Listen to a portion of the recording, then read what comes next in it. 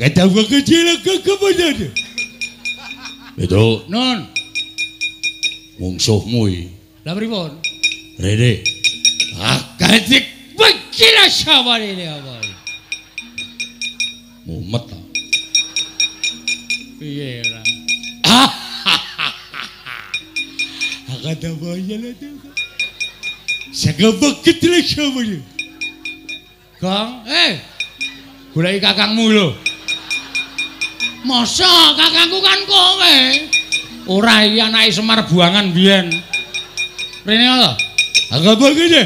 Ajak kece Pak. Ajar. Agak dah. Agak jakle. Aku betul di sini. Agak kece juga salah kata. Kowe dong boleh. Ora. Aku iso ngomong meneng wae to ngerti wangsuli rak beres. Ada. Agak kamu ada. Agak dia. Agak dia. Piye Trak iki salusine piye iki? Langsung dipateni apa? Aja. Kuwi iso nggo dolanan asik ya. Pateni kok ade ra duwe dolanan. Piye karepmu? Oh alah. Jenengmu sapa? Hello. Oh iya, aku Petro. Aku. Ratukan kesilaka kelupa. Kerupuk dengkulmu melocot ya. Aduh mati aku. Iki kaya udu perjuritku iki. Gong, Rene yo. Iki ya bisu Tru, bisu ndasmu iki. Kok iso omong. Aku kanthi kaya ngono kae tak pethukne. Aku wae. Ha iya. Aku arep methoke kok kowe muni aku wae iki mesti punya maksud kowe. Bagong ning opo? Eneng opo Bagong piye kahananing peperangan? Wis niki kurang-kurang bedane sampean kelangan bapak. Lho. Kelangan bapak piye? Bapakku wis ora ana suwe. Kanjeng Rama Basudewa wis seda suwe. Dara werku dara ical. Lho, werku dara ilang. Nggih. Dara Janaka ilang. Lho, Janaka barang ilang. Heeh. Terus sing terakhir Prabu Puntadewa ilang. Lho, Puntadewa ya ilang. Heeh. Meng bengok-bengok sak. Ora gek temandang aku wae iso nek piye. Werku dara ilang. Janaka ilang. Terus ngapa nek ngono? Mbaya temandang jemangkah kaya biasane kae. Nek dilapori apa-apa terus mana maning jajaran ana wong manusa glendeng nang kono. Mana Baladewa? Wah, nggugu karepe dhewe. Wah, panos maning jajaran iblis nanate. Jayang Sekti mungsuhe Baladewa legane ngadupat.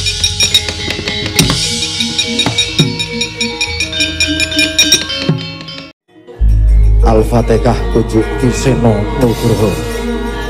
Bismillahirrahmanirrahim.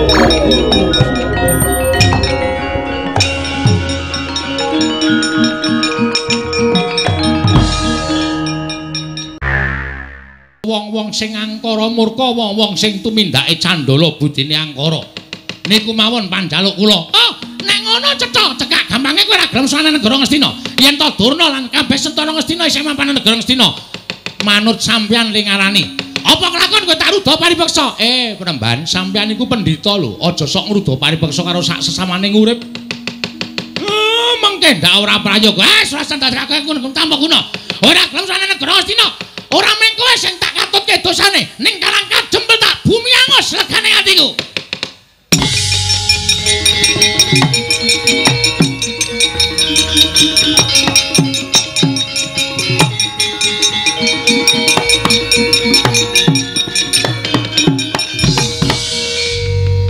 Bagong kowe arep ngopo? Saka mburi kok sandalmu tok uncalke. Terus kowe maju mengarep eneng apa? Aja gawe perkara. Arepa Begawan Durna nesu, wong nesu kuwi aja dimungsuhi nganggo kanepson. Okol kuwi aja dimungsuhi nganggo okol ning nggunakake akal. Nek kowe mengko wani karo Durna malah kriwikan dadi grojokan, geguyon dadi tangisan. Semeneng ra we? Hah? Aku ngene iki mbelani karo kowe, Mir. Kowe sadar ora Durna mau ngucap apa? Tanengke wae nek mung perkara padu karo kowe ora masalah. Toh kuwi perkaramu karo perkarane Begawan Durna. Ning terakhir kata-katane Begawan Durna sing marahi aku ora kuat ngampet hardaning kanepsan. Semar nek kowe ora gelem tekan negara Ngastina, Ngestin Karang Kadempel tak bumi angus. Mar. Mbok Pak, ora sudi. Aku ki bapakmu, wis rembes sak karepmu, kowe ngayal kok kandhani kok. Kowe kudune manut nek kandhani anake kuwalik. Anak ki manute kandhani karo wong tuwa. Iki kudu diwalik, iki jaman milenial. Bang ora ngono karo wong tuwa kok sapenake dhewe. Ngono? Nek muni wis ngembet Karang Kadempel iki masalahe ora masalahmu tok. Ning iki masalahe Karang Kadempel, Pak. Dheweke ngrasani arep bumi angus Karang Kadempel. Padha karo dheweke arep mentala mateni kawula sak Karang Kadempel. Pendhita kaya ngene kudune disingkirke.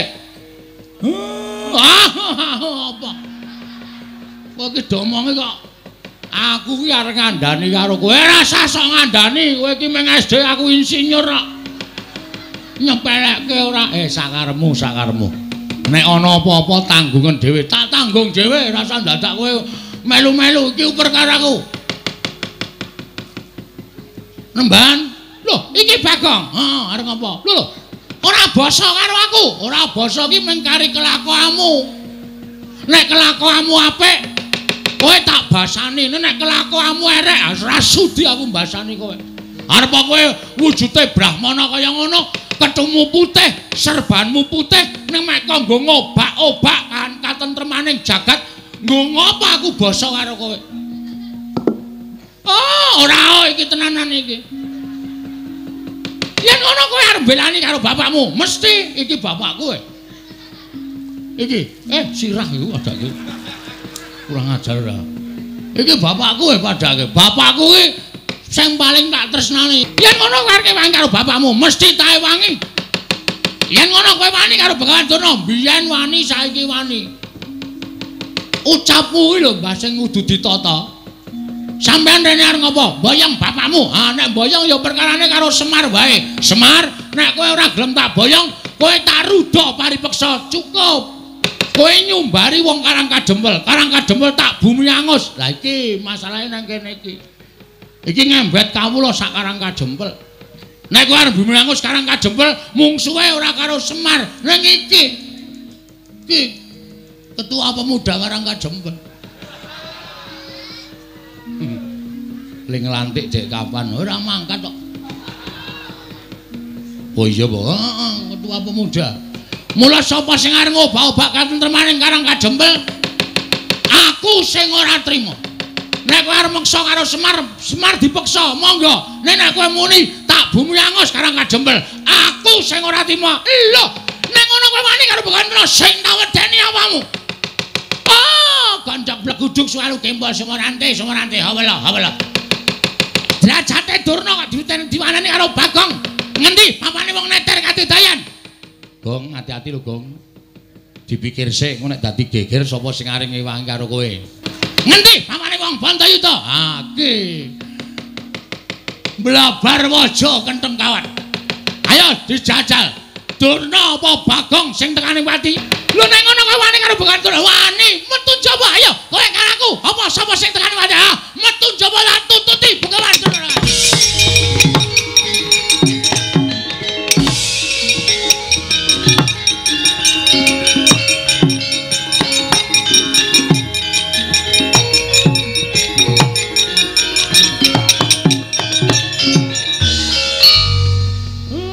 Tantang-tantangan Durna wis metu kok kowe malah mbegogok.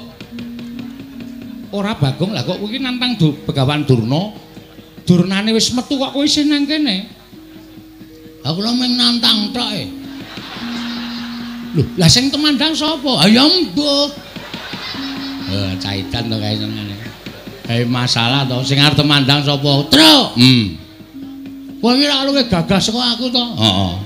Ngapa kowe ki ora gelem temandang? Lah aku ora nantang kok. Sing nantangke aku. Sing temandang kowe. Wah, Bagong. Nun. Apa wis tok pikir kowe wani karo Durna bapakku? Wis, anumpun. Kowe ngerti Durna iki sapa? Pendhita Sukalima. Ana apa kowe wani karo Durna padha karo wani karo Werkudara? Sing kebangetan iki sampean. Sampeyan kok gelem dadi anake Durna? Wis tak takon, rupane Durna kaya ngono kok anak-anak kaya sampeyan baguse ra jamak-jamak. Wong sementen iki mboten percaya. Durna sing menehi banyu suci Perwitasari. Sampeyan niku jane mbiyen dijlomprongke karo Begawan Durna kon jegur segara. Jane sampeyan niku mung dikrenah patine ning merga sampeyan niku percaya karo Durna nganti entuk banyu suci Perwitasari. Durna ora dadi jalaran sampeyan entuk banyu suci Perwitasari. Oh. Kok ngono kok Durna bapakku. Bapak saka ngendi? Kowe tak anggap bapakku. Salah sampeyan niku kleru. Sing maringi banyu suci Perwitasari niku Sang Ruci Bathara, ya Sang Dewa Ruci, dudu kok Durna. Ning Durna duduke ning tengah segara. Niku jane niate ora nduduke banyu suci, mateni sampeyan men sampeyan ngrekoso teng tengah segara sing aja-aja patih sengkuni. Kok kowe ngerti? Aku domongi dalange kok. Ngeyel ora. Kula ngerti le rembugan teng jero kotak. Sampeyan ra krungu, sampeyan teng dhuwur dhewe kok. Kula teng isor jejer do teng glenik nika. Bagong kene omong waton jeplak cangkeme. Cangkemmu kowe. Lho. Wah, edan iki malah dunake cangkemmu lho. Koko Prabu Bagong niku nek ngenten iki mboten sah disaruwe. Wong piyambake niku watake kaya ngono. Wah, ning titen ana. Titene apa? Nek nganti kowe wani karo Durna bapakku, mungsuhe dudu sapa-sapa ning Werkudara. Aku nantange karo Durna kok mungsuhe sampeyan. Mergo kae bapakku. Weh lah, domongi ngayal. Nika niku dudu bapak sampeyan. Bapak sampeyan niku Prabu Pandu. Pun teng swarga mrika, aja sok ganti-ganti bapak. Apa Dewi Kunti gelem jodoke Durna? Wah, cangkemmu. Mrene kecek ndasmu modar. Gong, wis Gong. Dadi masalah lho. Wong kok arep menange dhewe. Anggere kalah kata-kata kok rene gecek. Apa kowe? Aku ya kalah nek digecek ya, Tru. Aku mung cilik kono gedhe kok. Coba aku iso gedhe. Decek genti. Wah, caidan edan wae wis ngerti lagi ngerti iki Bagong Edan. Bagong Edan wis suwe. Ampun jajal gedhe, Gong. Engko sik yaene. Anggere esuk kae gedhe dhewe aku. Oh iya. Ampun Den, niki anak kula. Tur nek kula gagas nggih Durna niku ya kleru. Sampeyan ampun belani wong kleru. Kandhani Mir. Sapenake dhewe ora. Apa-apa aku arep diklerokke.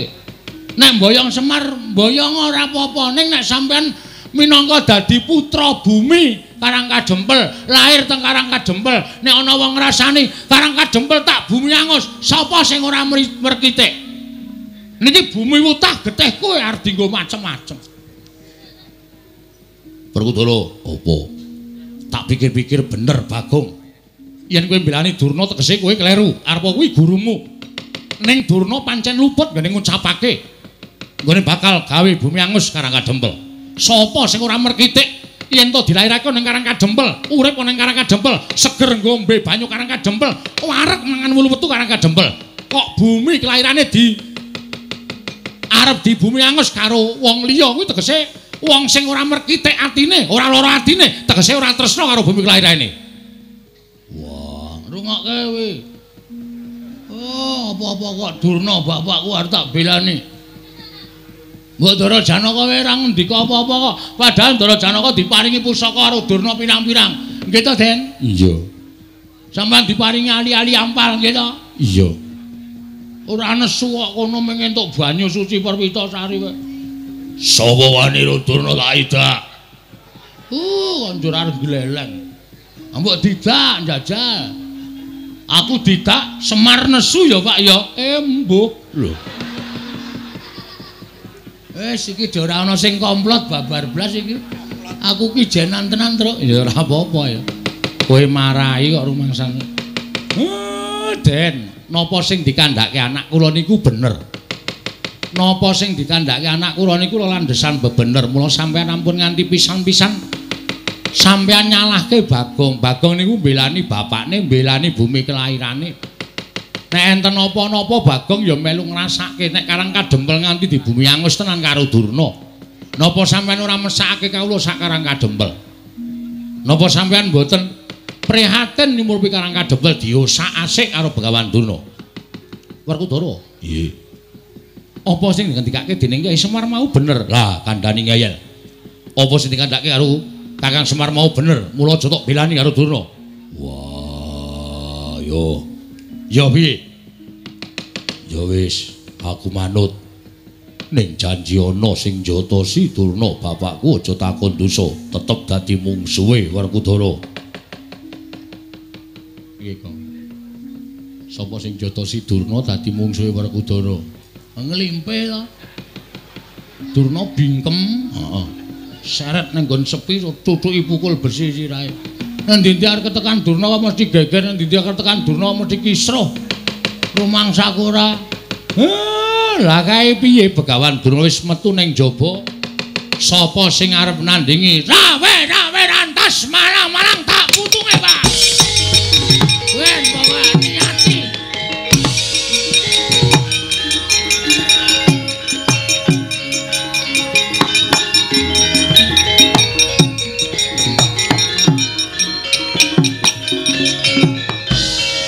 Pancen cah katok tenan. Ora wedi karo sapa-sapa. Nek wis duwe niat mbelani karo bumi kelahirane kok ora nyawang mungsuhe sapa kok nekate ra jamak-jamak. Ya mung gumunku kuwi nala garing karo Petruk sing luwih sentosa luwih tuwa kok ora duwe pikiran sing kaya ngono. Nyang, ndak seneni. Petruk ki sing gedhe dhuwur ya ora duwe pikiran mbelani Karang Kadempel. Itu, Nun, aja njotosi Durna. nek ra lali. Wah, caitan ora. Werkudara iki kok padu kok musuh Panakawan demen kewirangan.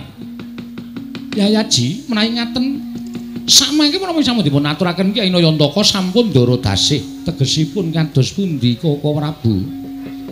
Tegesipun menawi Pandhawa nggayuh kanugrahan sakmangke pacobanipun ugi sampun cumepak ketitik Begawan Durna ingkang sampun sowan wonten ing Karang Kadempel wigatosipun badhe mboyong dhateng Kyai Semar.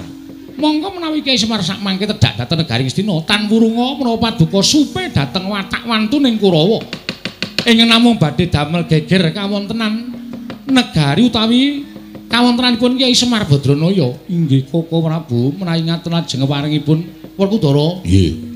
Nadyan kowe ora tumandang ning tak jaluk Yayi. Ewang-ewang ana Panakawan ya. Wah, apa aku kudu mungsuh Durna bapakku? Ora perkara kuwi. Ning anak-anakmu kabeh dawana supaya nrenggalangi balane Durna, mbuh Kurawa, mbuh sapa sing bakal tekan Karang Kadempel. Yo, ngestoke dawuh. Mangsa Baranga. Aku mengkari manut karo Kresna kakangku. Lah, rak ngono malah kepenak lho. Wis kowe rasa tumandang, kowe lenggah. Wis tuwa. Nyawang anak-anakmu sing padha ngrewangi marang Karang Kadempel. Yo, Baladewa aku mengkari manut. Sinuwun gandeng sakmangke menika sampun kula anggep cekap rembagan mangke saged dipun sambet malih. Kula tak rembagan catur netra Sinuwun Prabu Darmakusuma, Sinuwun Kresna, Sinuwun Baladewa, Ndara Werkudara, Ndara Janaka kula suwun ampun negake Karang Kadempel nggih, Pun. Iya, Kakang Semar mengko aku yang bakal njogo Karang Kadempel. Yo, Semar aja kuwatir. Aku yang bakal mulatake marang Karang Kadempel. Yo, Semar. Aku yang bakal njogo Karang Kadempel. Kakang Semar aku yang bakal gawe tentreming Karang Kadempel. Gandeng sampun paripurna, prilanana kula tak mlebet wonten ing griya. Kawula sak padukuhan badhe kula bibaraken sak mangke menawi rubeda ing tumanduk wonten Karang Kadempel menika sampun sirna. Tumunten badhe kula wiwiti ambangun Karang Kadempel minggahipun negari Ngamarta. Kakang Semar Badranaya mangsa borong. Kaya wis purna gati ning pananggilan. Pilar Semar Badranaya arsa tedhak manjing telenging Bali Wisma katingal saking Mandrawa candraning Kyai Semar kaya gumebyar busananing nata ing amarta Prabu Darma Kusuma.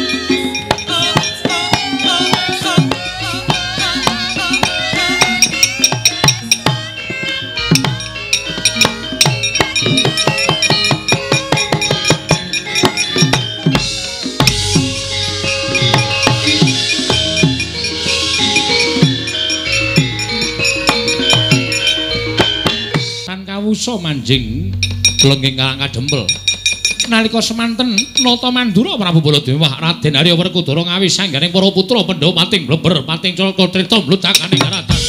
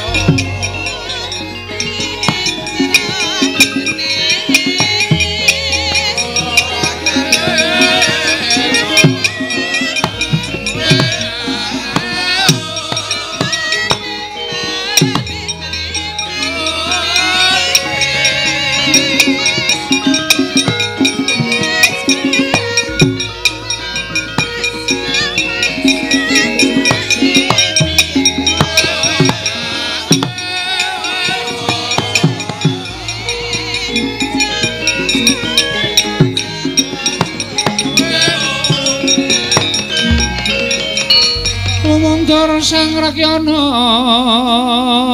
Patih undanging Prawadyabala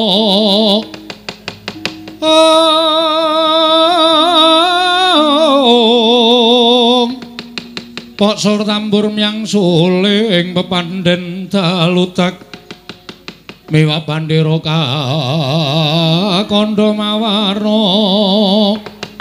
Pindha Jala Driyana Sri Kawuryan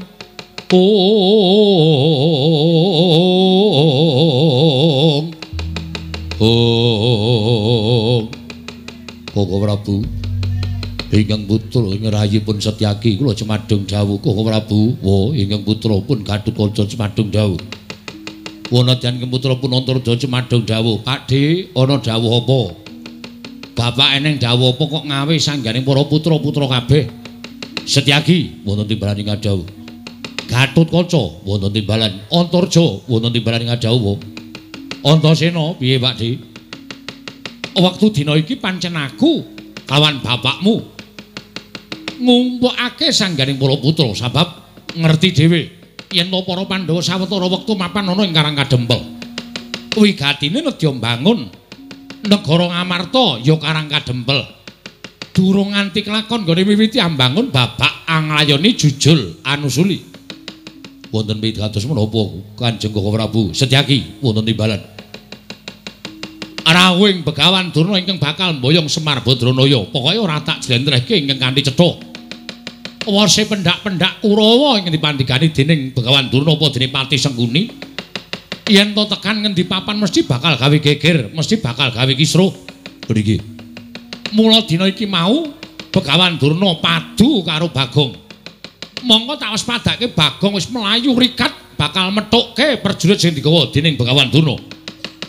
Kowe ngerti Bagong kuwi dadi pamomonging para Pandhawa. Setyaki sithik akeh wis tau tate nampa pangudange Bagong, Gatotkaca semono tau dimong karo Bagong. Antarja tau dimong karo Bagong, Antasena ya tau dimong karo Bagong. Kabecianing Punakawan iki mau nek ora tok males sarta kowe ora iso dadi pengayoming Bagong. Ora ana gunane nggonmu duwe batur Bagong lan Punakawan liyane. Lajeng parempat Kanjeng Koko Prabu kados pundi? Durna laku jantraning Bagong yen ana apa-apa tandang ana yen pancen Begawan Durna gawa wadyabala. Mbok singkire saka Karang Kadempel aja gawe geger Karang Kadempel. Nggih, ngestaken dawuh. Lajeng pangkatipun ingkang rayipun Setyaki bencang menapa nggih po pangkatipun ingkang putra Pringgondani bencang menapa pangkatipun ingkang putra Jangkar Bumi bencang menapa ora ketang sambung ngobor cara lintang mangkat dina iki nggih ngestaken dawuh aku mangkat dina iki ya Pakde ya Antasena sing ati-ati aja kaya bocah cilik.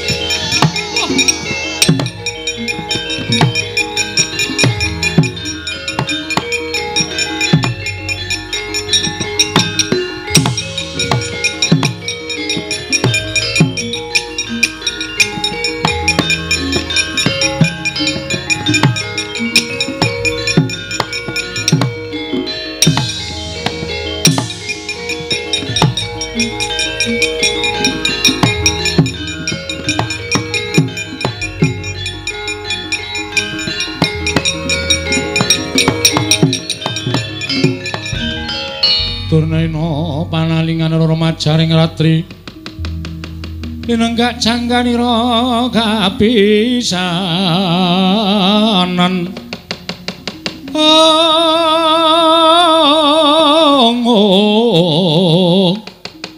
aneng perang Bratayuda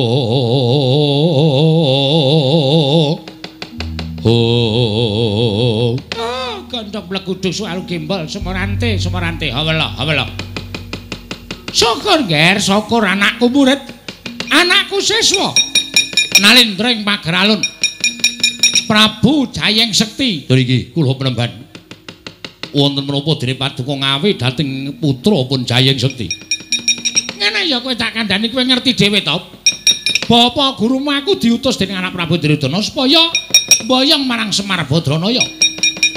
Mangka yen aku nganti nggawa para Sata Kurawa tan wurunga bakal gawe gegering para kawula. Mula aku tumuli nggawa kawan kowe siswaku Nalindring Pageralun. Supaya kinarya jejaka yen ta ana bobol boroting lelakon ana ingkang maraja saka sela-selaning garu. Lajeng parengipun nggonku mboyong nglawan Semar Badranaya iki mau gagar wigar tenantuk karya. Sebabipun menapa penemban? Oh, anak anake Semar sing jeneng Bagong kae pancen wong dugal kewarisan. Pancen wong sak kepenake dhewe. Wani nantang karo Begawan Durna, wani ngelok-ngelokke ala karo Begawan Durna. Nganti kewetu sumbarku marang Bagong, yen pancen Bagong iso ngalahke marang Begawan Durna, aku mundur sapadya balaku. Ning yen Bagong kalah karo Begawan Durna, aku mboyong Semar Badranaya. Wah, kemewat ingkang nami Bagong menika. Piyantunipun kados menapa? Oh, kowe urung tau ngerti. Nek kowe ngerti, mesti ora bakal kowe ngira yen to Bagong wani karo Begawan Durna. Wujudanipun kados menapa? Wis ora usah dadak tok gagas wujudane. Ora kaya menungsa lumrah nanging pancen winong wong dening dewane. Mula Jayang Sekti wonten timbalan. Wadya balamu ketapke. Para paduka, ora usah dadak gagas perkara sing werna-werna. Wong Karang Kadempel sapa sing ngepalangi nggonku bakal mboyong marang Semar. Sirnakno yen perlu Karang Kadempel di bumi angus. Mekaten peneban. Menawi kula mekaten kula nyuwun pangestu nyendikani menapa ing dados dawuhipun Bawa Durna. Yen kowe iso gawe srana Semar boyong marang negara Ngastina, oh, njaluk ngelmu apa kowe tak paringi Jayang Sekti. Njaluk ngelmu apa kowe tak paringi ora usah dadak kowe kuwatir, mesti biuk petutuk kabeh tak sokke marang kowe.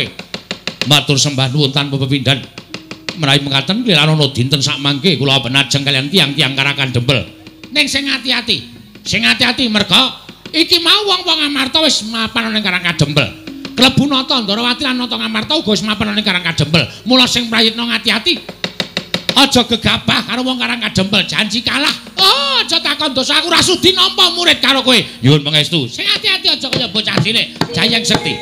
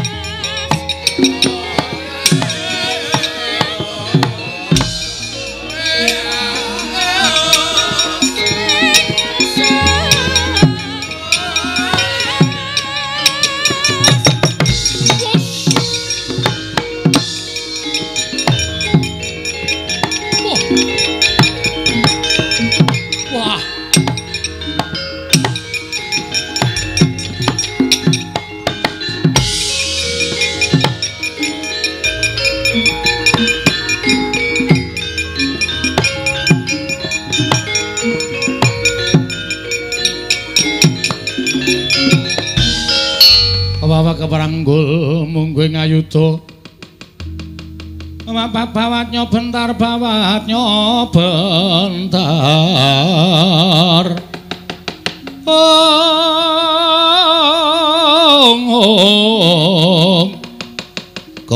mungguh ngalogo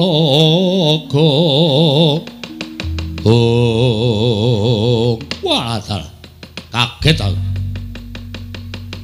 Awan-awan tak kira ning demit jedul. Iki sapa iki? Matane kok gedene rajamak kaya nduk diceplok. Tru? Rene yo. Ngapa to? Jebul Durna ora nggawa Kurawa, Tru. Sajake iki murite Durna.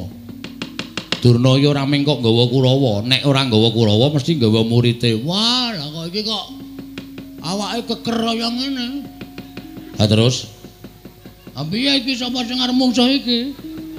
Lah kowe maju nomor 1 iki ngopo? Tak kira Kurawa. Kurawa wae ana sing tak incim. Sapa? Citraksi. Lah ora Citraksi ya Durmagati sing nganteng-nganteng. Ha iki kok wah wis tatone gambar jangkar nggon lengen. Gentro iki to. Yes men. Nek wani-wani nek ora rasa wani men ditandangi karo para putra-putra Pandhawa. Nek nganti aku mundur isin. Ha. Wis men tak lakonane, Tru. Nek kalah, wong menang wong perang hitunge mung loro, menang apa kalah. Menang kondang, kalah wis modar ya tak lakonane. Anakmu cilik-cilik lho, Gong. Kowe iki ora ngisru-ngisrui pikiran to. Cilik ya men. Ana mbokne kok. Bapakne mati ra sik nyusoni mbokne. Lah iya ning apa ora mesake sing ragat sapa? Ha kowe iki padene ngopo?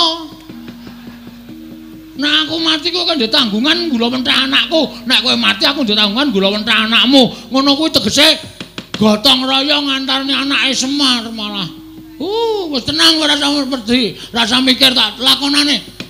Urip ya mung doyak-oyak mendring kowe kok. Mbok ya wis anggere esuk 2000, awan 2000. Borose ora jamak-jamak. Saking dene kowe kok go. Lah piteno nek wong ra duwe aku cidhuke tak kredit kok. Men cidhuke kok dikredit. Ora iki sapa kok dememeng wae sapa kowe? Takoni ora ngaku malah omong-omongan karo kancane. Takon ya aku. Yo, dasar Waranyata, putra Njodipati, Gong. Rasane aneh. Iki ngedapke mungsuh.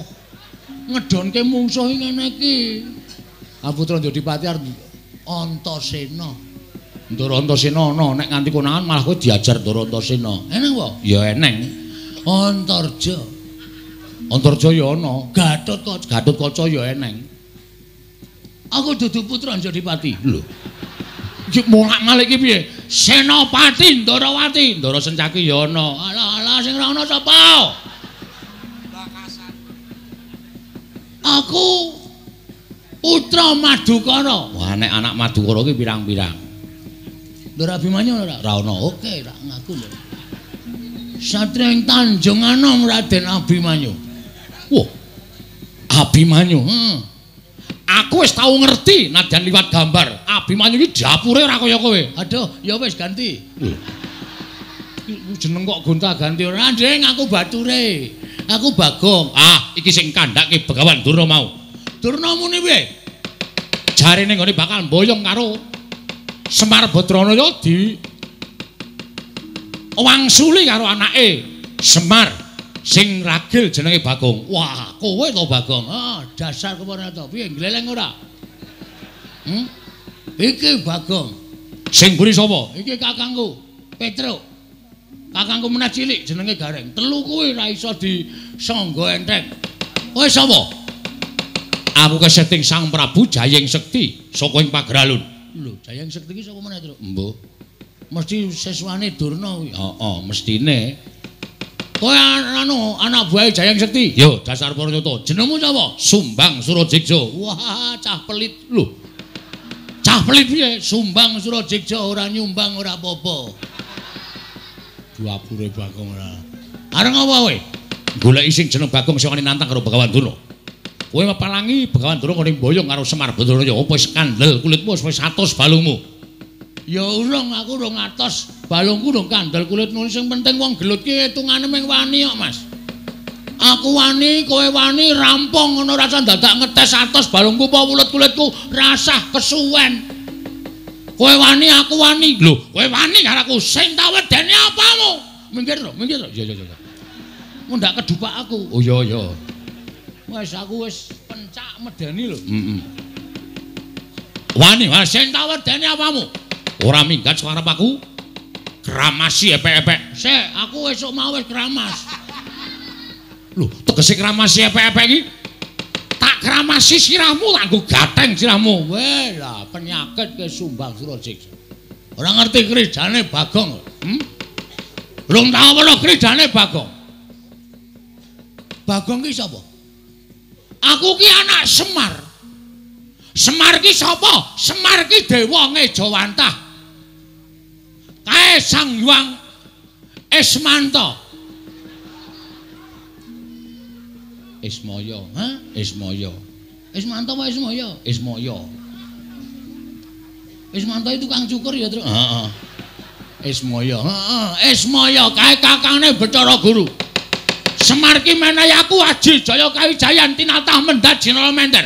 Ning Semar weling karo Bagong. Kowe tak newehi kekuatan tak nehi Aji Jaya Kawijayan, Gong. Ning aja tok nggo sewiyah-wiyah. Nggonen nek dalam waktu kamu memang apa kowe berhak menggunakan utawa kepepet. Ha iki masalahe bengi iki aku wis kepepet. Sum lho, sum sapa? Jenengmu sapa? Sumbang Surajigja. Kon ngundang sapa nek ora sum? Ya wis sakaremu. Aku kepepet. Kowe nantang karo Bagong sawangan iki epek-epekku iki. Lho, epek-epekku ngopo? Iki nek nganti engko malih abang, ak tebake diadamu ora jemblong tekan geger, aja diundang Bagong. Aku ra wedi. Aduh. Cilaka iki. Ngapusi ora sukses iki. Apa anggapmu aku wedi karo tanganmu? Aku ora wedi. Ayo cobanen. Matno Sastra Jenderal Tanijaya kaya ora bakal tak tinggal loncat. Maju sejang ae. Untamke nyawamu marang kayanganing Bathara Yama tiba-tiba.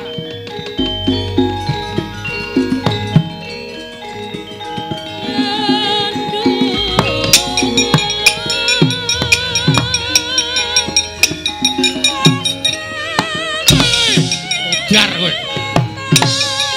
Wes, wedan.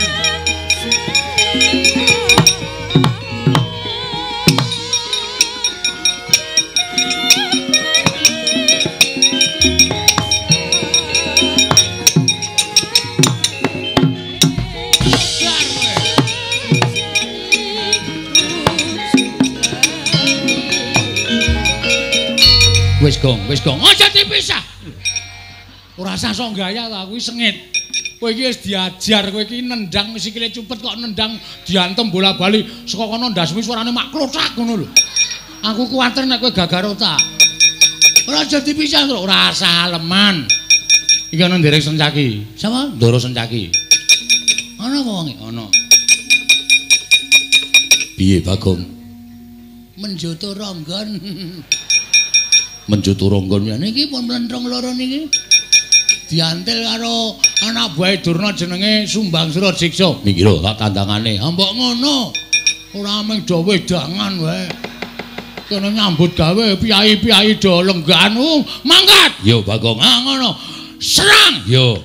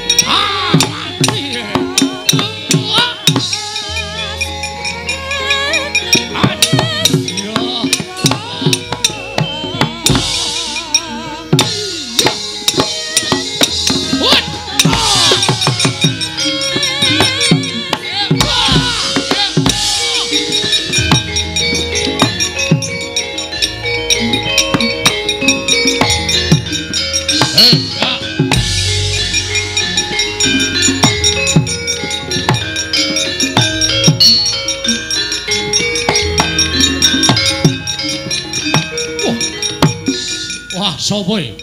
Irung kaya sosis. Petruk kantong bolong anake Semar. Wah! Ayo bapakmu boyong nang Ngastina. Ora bakal tak menehake. Ah, jeblok cacamu kowe. Iya. Wah. Mati kowe. Hot. Iya.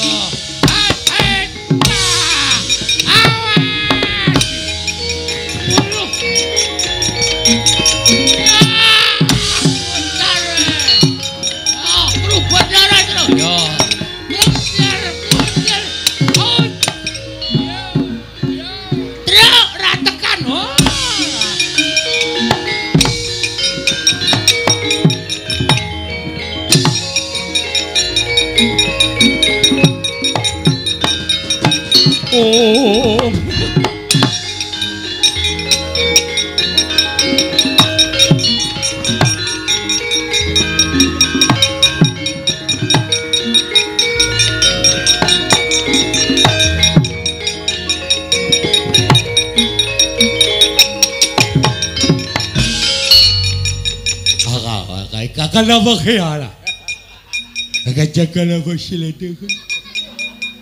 Kata apa kecil ke mana dia? Betul. Non, Mungsuhmu iki. lah pripun? Rene. Akadik begila siapa ini apa? Mumet ta. Piye ra? Agak ada banyak lah tu. Sagap ketele siapa dia? Kang, goleki kakangmu lho. Masa kakangku kan kowe? Ora iki anake Semar buangan biyen. Rene lho. Agak bagus. Agak kece Pak. Ajar. Wah, radong. Agak dah. Agak jagale. Aku betul di sini. Agak kecewa juga seleket. Kowe dong boleh. Ora. Aku iso ngomong meneng wae to ngerti wangsuli rak beres. Ada. Agak kaku ada to. Agak piye? Piye tra iki salusine piye iki? Langsung dipateni apa? Aja. Kowe iso nggo dolanan asik ya. Pateni kok dhewe ra duwe dolanan. Piye karepmu? Apa kaya kate? Maksude Agak iki. iso nulis ora? Nulis. Agak Oh, akate iki iso, Gong. Akate iki iso. Iso nulis ora? Agak. Ah, iso ta. Iso kuwi artine iso. Akate. Duh, nulis karepmu piye? Agak.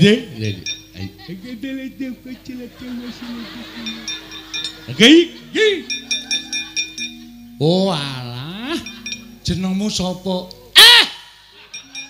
Hello. Oh iya, aku Petruk. Aku. Retukan kesilaka kelupa. Kerupuk dengkulmu melocot ya. Petruk, kadek. Akate aja lah kata ya. Akate. Aku betul akate. Tulis. Kata begini. Iya. Aku Bagong. Kelapa Bagong. Rada jelas ae, rada jelas. Sirmu aku baca sawala kata kawaya katiwusya wisbari tile bagai. Dan sama kita gede kamatikik. Mongko ngono dadi nggo dolanan. Saake ya, Kang. Heeh. Wah, pesone apik iki, Truk. Aja dijukuk Kuwi nggone wong mati kuwalat. Wong mati ki ora krasa apa-apa kok kuwalat. Jukuk iso nggo mbleh wedhus. Ha iya. Baja putih. Jarike bathik, Truk. Aja to, Gong, Iki ora malingan ngono to. Ora apa-apa wong mati ki ora krasa kok. Copot jarike. Waduh, klambine iki iso nggo jaket nek turu, Truk. Ha iya wis. Wis lumayan entuk-entukan. Piyen? nggo cilikke.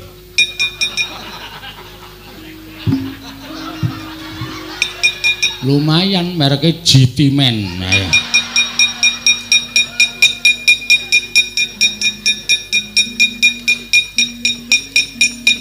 Wedan mlendis ora diturai apa-apa.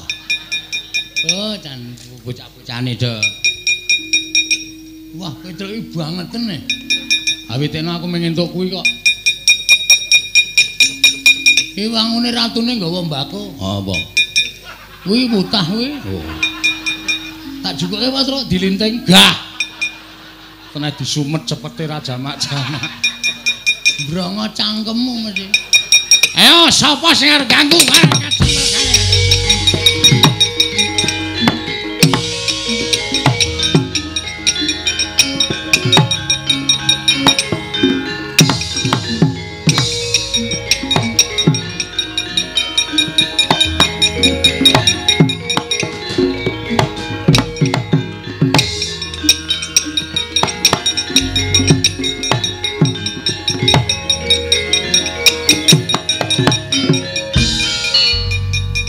Jauh lho Mbah. Mengisa apa? Kula majeng pinanggih kaliyan anakipun Semar ingkang nami Bagong. Bagong kula ajar. Bagong ical wonten satriya kantet ngeyayat bringose nguler geni tumpangi kuping kiwa tengen. Satriyanipun namung alit ning tangane atose ra jamak-jamak. Oh.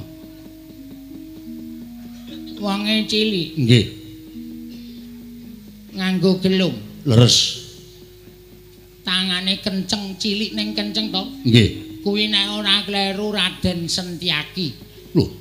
Simbah kok prisa? Wong tua menang pengalaman. Kowe nek iso menang karo Sentyaki bumi langit tangkep. Ae Senopati Ndarawati kae bendina gelut.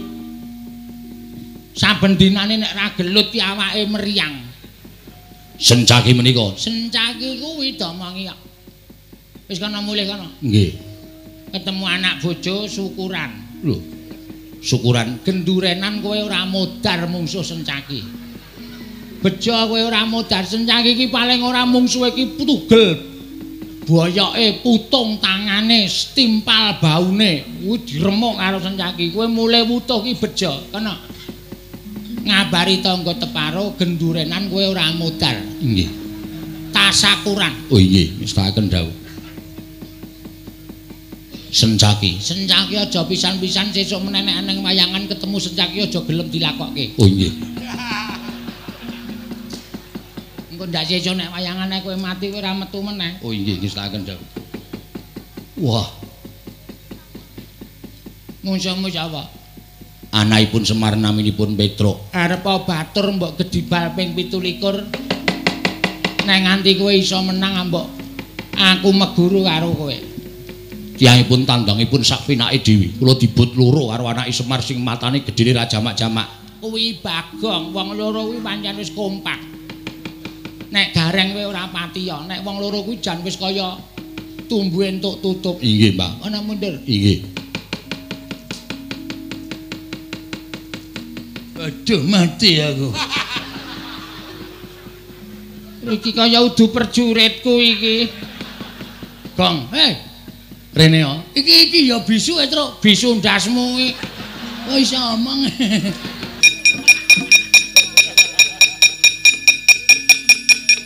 Piye, Pak? Oh, sampeyan ngopo? Wah, ora bles buwi kecek ndasmu. Wah, Werkudara ditukke banci.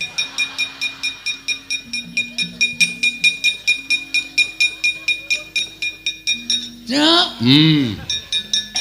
Bayar urung kowe? Bayar cengelmu. Lho wong rene.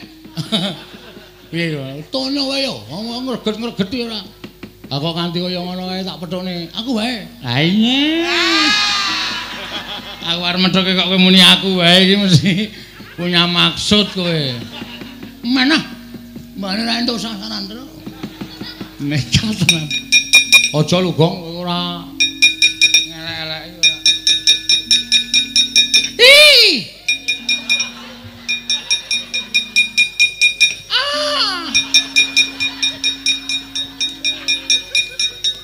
Piye, Gong? Karo rupaku gila wae ya.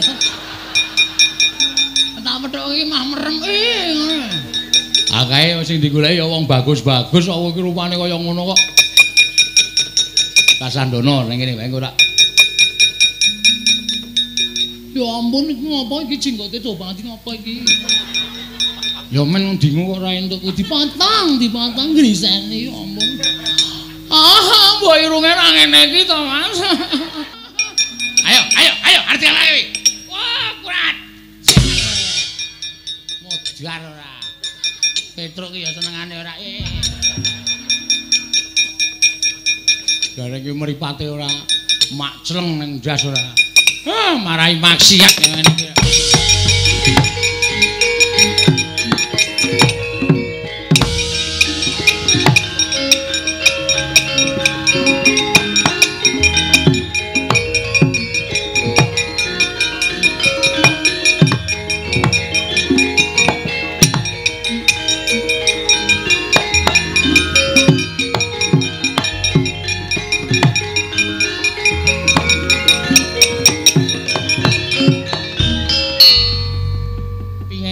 Sukini.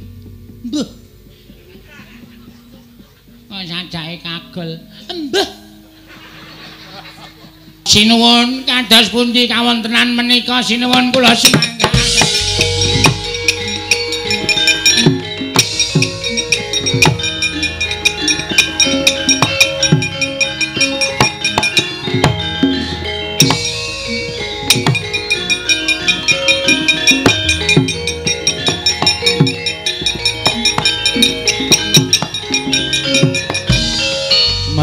Anggro sesumbar lindho bumi kuncing kumaluduk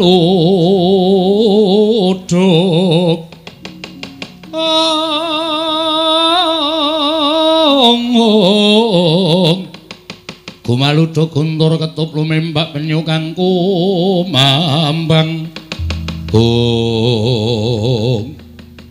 prajurit padha piyaos sak landhean. Wah, wangune wong Karang Kadempel ora kena disangga enteng. Konangan Prabu Jayeng Sekti ora padha kukut genderane aja tuntang nata pagelaran barat.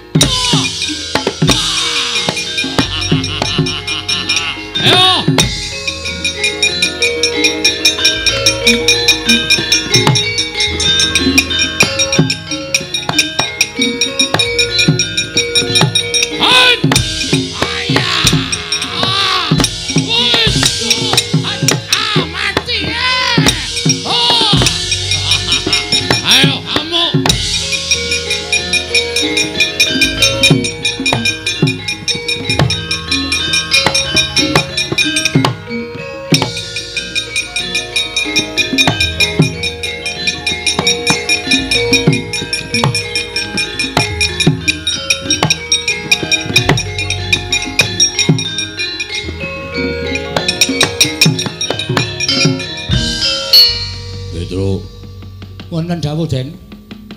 Anak-anakku do bubar.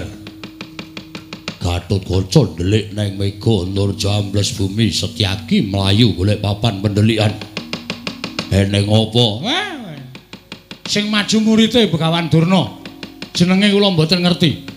Ning ingkang rayi Ndara Setyaki dipun cokot dipun getak kontal. Ndara Garukaca dipun cokot dipun getak kontal. Pripun Den iki nek mboten wonten sing kepalangi kridane murite Durna niya. Napa ya kelakon kula kelangan bapak tenan Ndara? Wah.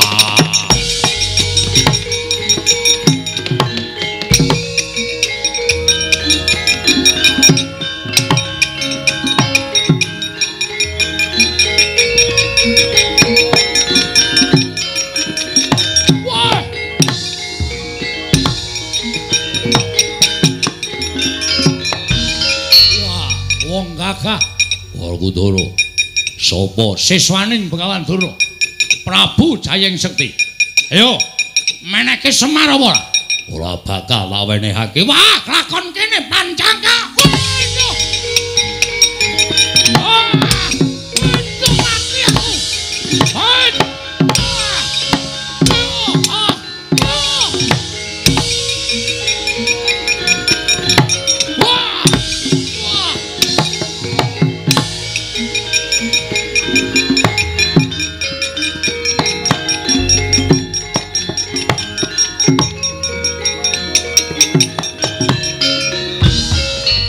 Maning jajaran Sukertaning Bawana wangina karo Prabu Jayeng Sekti. Ora minggat saka arep aku tiban panah Kyai Candra Wirayang. Ya Kyai stop kontak. Ora kakon mati dening aku derajat apa.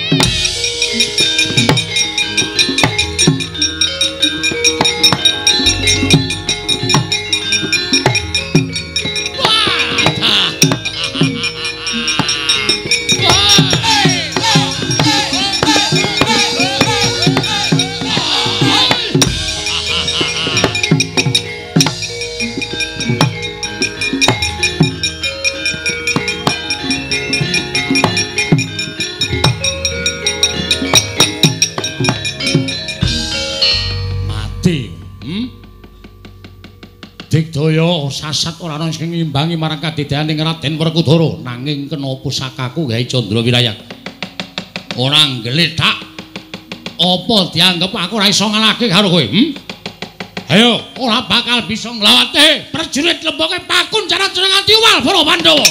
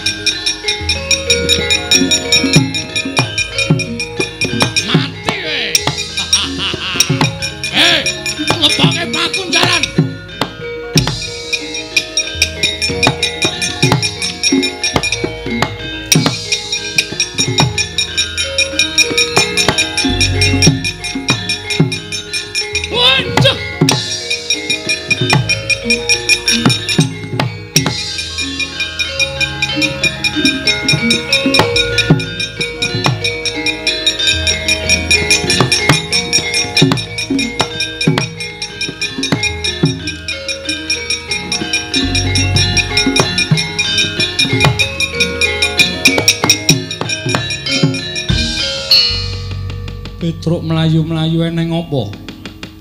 Ngaturaken Triwasan Ndara. Nek kula matur napa Ndara mboten kejot penggalipun mboten kaget. Kowe arep matur apa Petruk? Katon gugup.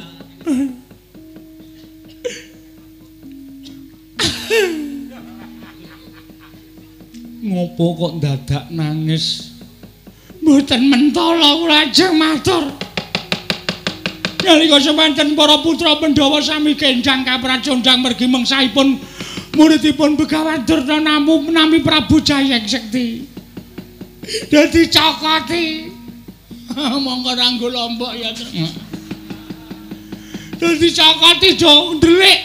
Terus sing maju Ndara Werkudara. Kare Ndara Janaka maju. Mboten kena jebul. Siswane Durna niku ampun tenan, Den.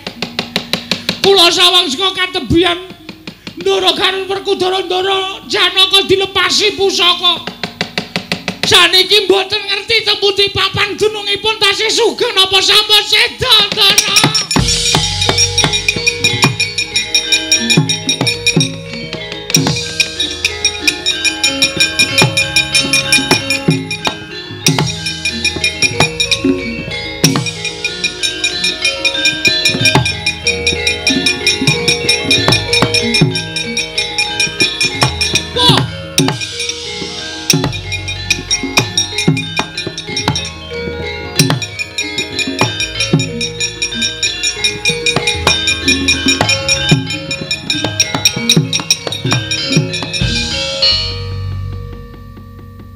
Sewu sinuwun. Sepinten kalepatan kula diagung pangaksami. Menapa paduka ingkang namipun Prabu Jayeng Sekti? Ya, wis apa? Dipun tepangaken kula menika pambayuning Pandhawa, kula pun Darma Kusuma. Wah, dal. Nalindra Ngamarta Prabu Darma Kusuma. Inggih, mila mekaten. Sowan kula wonten ngersa maduka Gusti kula Prabu Jayeng Sekti namung badhe nyuwun dawuh. Wonten pundi kadang kula Werkudara menapa dene Arjuna menawi tasih gesang papanipun wonten pundi nanging menawi sampun pejah niating manah kula namung badhe bela pejahipun kadang kula kekalih sinuwun. Prabu Darma Kusuma, dulurmu wis ora ana, dulurmu wis tekaning pati dina samengko wis tak kunjara mesti ora bakal tak wenehi urip dulurmu Werkudara karo Janaka.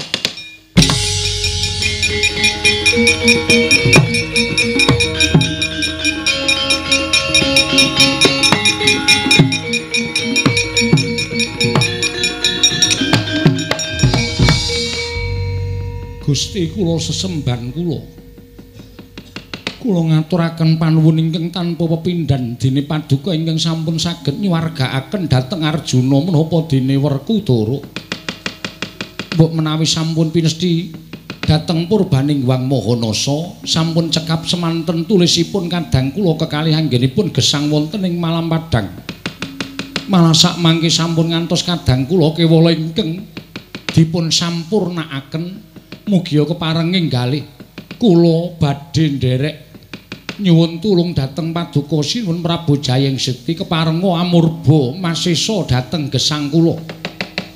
Sampun boten wonten ginanipun kula gesang wonten ing Madyapada bebasan sarah mungguing lautan. Wastra lungset ing sampiran menawi kadang kula kekalih sampun boten saged kinukup gesangipun sinuwun.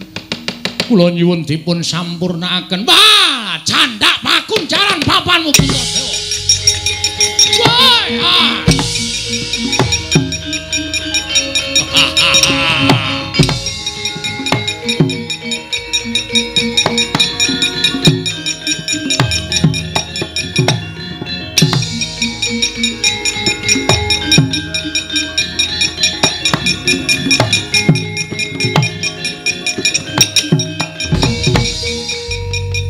Bagong eneng apa?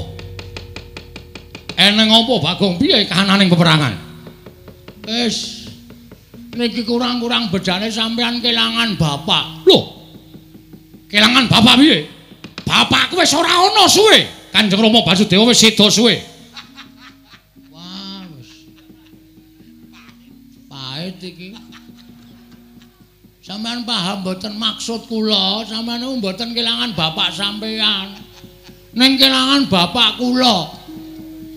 Bapak Semar mesti iso diboyong kalih Begawan Durna. Lho, sebabe Ndara Werkudara ical. Lho, Werkudara ilang. Nggih. Ndara Janaka ilang. Lho, Janaka barang ilang. Heeh. Terus sing terakhir Prabu Puntadewa ilang. Lho, Puntadewa ya ilang. Heeh. Meng bengok-bengok sak. Ora gek temandang aku wis iso nek piye. Werkudara ilang. Janaka ilang. Terus ngapa nek ngono? Mbaya temandang jemangkah kaya biasane kae. Nek dilapori apa-apa terus mana maning jajaran wene wong manusa glendeng nang kono. Mana Baladewa? Kok meneng wae ngopo kowe? Ati was ora ana gunane leku laporan. Nek sampean meneng wae, wah panus maning jajaran. Nah iki mulai iki. Anggres ngarep ngeleti salep lho. Salep apa? Anggres muni panus maning salep jajalanat ngono. Mesti nesu wah, nggugu karepe dhewe. Wah, panus maning jajaran iblis nanate. Jayeng Sekti mungsuhe Baladewa legane Adipat.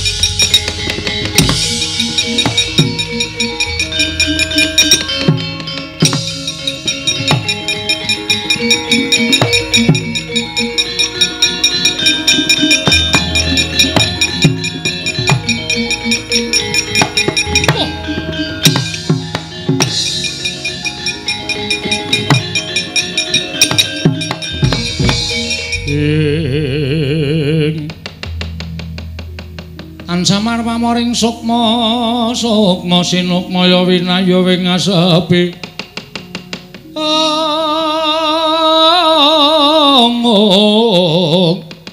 sumimen telenging kalbu pambukaning warana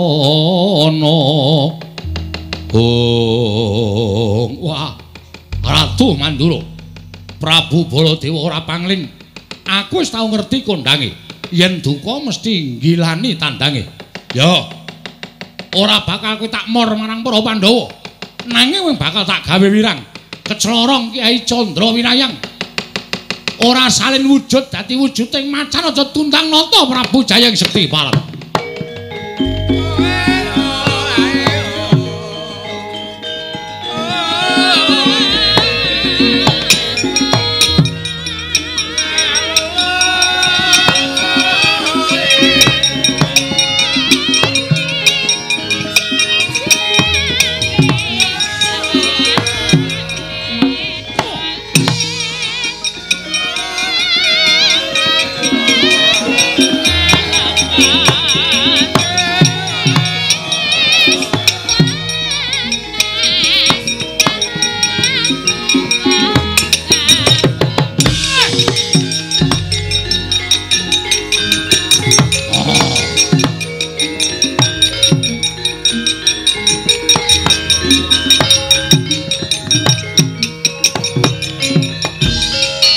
Yoli binatang paring jajalan durung bapak kulitmu durung putung barang nglepaske pusaka kaya wong jireng getih wedi mati Jayeng Sekti ayo tandangan nata Mandura Prabu Baladewa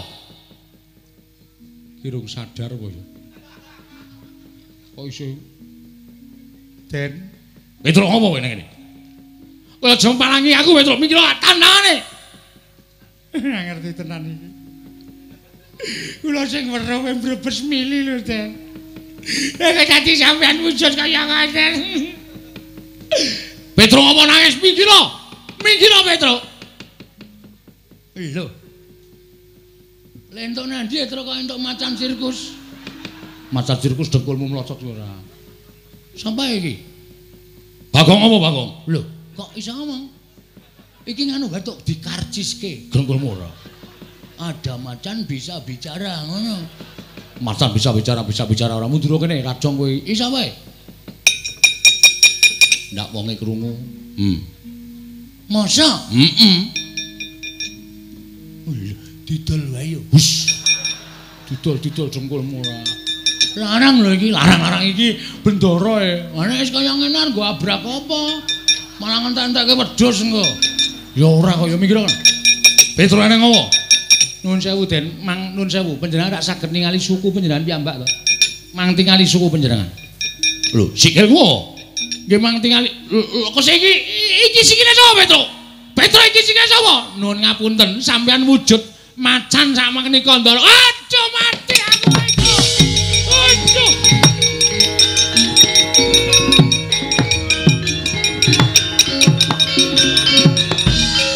Aduh mati Petro. Lah aku iso wujud kaya ngene iki piye? Kula nggih mboten ngerti.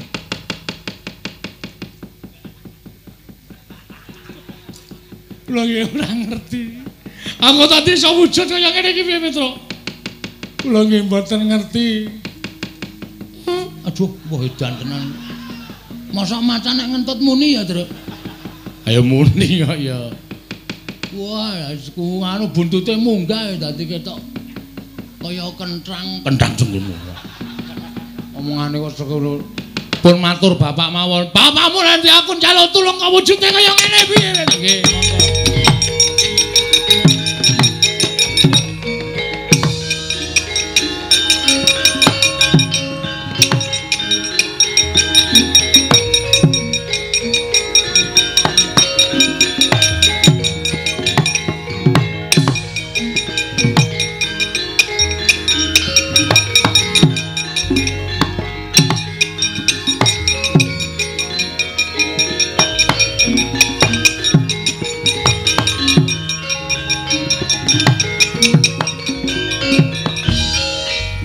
Den prayitna semuriris eka balik titiyani gandayani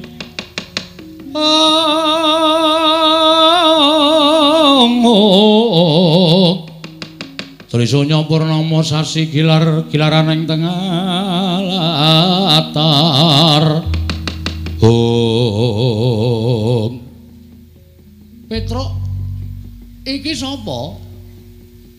Mangdangu piyambak Pak ora mentala. Macan kowe iki sapa? Kakang Semar aku mati aku Kakang. Lah kok aku dadi wujud kaya ngene iki piye Semar? Lah kok suarane Sinuwun Mandura? Lah nggih. Kenang apa iki mau? Majeng wonten ing pabaratan ing pusakanipun Prabu Jayeng Sekti. Wah, pusakane ampuh banget, Pak. Pandhawa kepikut Ndara Baladewa kena pusaka dadi wujud macan kaya ngeten Semar. Semar aku tulungono Kakang, Semar aku tulungono aja nganti wujud kaya ngene aku ndak ora iso bali ning negara Mandura Semar. Nggih. Pun pancen iki pinesti kudu kaya ngeten pacoban sing ditampa dening Pandhawa. Mboten pacoban sing enteng ning pacoban sing awrat. Ning ewa semanten kudu dilakoni. Aja nganti disingkiri, aja nganti gresula. Nek gresula kalih nyingkiri niku padha karo ora percaya marang panguwasaning Gusti. Yo, Semar. Aku piye apa aku iso bali kaya wingi uni? Saged. Wong sing nyipta utawa sing gawe sampeyan wujud kaya ngeten niku dudu wujuding utawa dudu Gusti. Ning menungsa lumrah.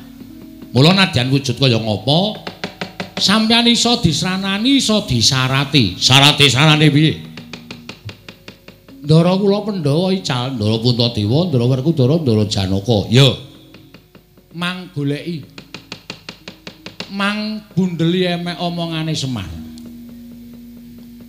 Nek sampeyan iso ngetemu karo Ndara Puntadewa, Werkudara, Janaka sing dipikut mungsuh niku sampeyan iso bali kaya wingi uni. Nek sampeyan ora iso nemokke, nuwun sewu ya sak lawase kaya ngeten niku. Aduh, mati aku Petruk piye Petruk? Angge digoleki mboten sabingung. Sampeyan bingung malah mangke ora ketemu malah dadi macan selawase. Ora coba Mandura kumplang. Iya, nggih pun di nganu lakoni mawon. Nggih Ndara dilakoni mawon. Sampeyan mang goleki paku jarane Ndara-ndara kula Pandhawa. Kula kanteni anak kula Gareng, Bagong kalih Petruk. Petruk kowe ngentutno macan. Waduh. Ae sing ora mlebu warung ya terus. Macan mlebu warung ya bubar ora karu-karuan. Nah aku malah cocok wong bakule barang melayu dadi gratis. Wah kuwi ngeyel nek wis niatmu pancen ndoglas kok Gong. Ayo semen. Ndoglas iki bahasane biyen lho kuwi ya. Ora apa-apa waton doradong kowe ora masalah. Ha iya. Pun ngoten mawon, yen ngono aku njaluk pamit nggih sing ati-ati. Lah kowe piye Semar? Pun kula urusane awak kula dhewe. Kula wis tuwa ora usah dikuwatirke, upama kula niku mati ya wis sak trepe wong nyatane kula wis tuwa. Ya aja mati, Pak. Wis to. Rasa kuwatir karo bapakmu, pampun pejah lho, Pak, ampun sedo lho. Nala Gareng rasa kuwatir. Ya nek mati omong tangga teparo Pak kok nancepke men urip meneh. Nancepke apa? Stop kontak. Lho padahal Semar iki suka ces-cesan lho piye? Kok nancepke ora. Pun rika mangkat. Yo Semar aku njaluk pamit nggih sing ati-ati ampun kados lari alit to.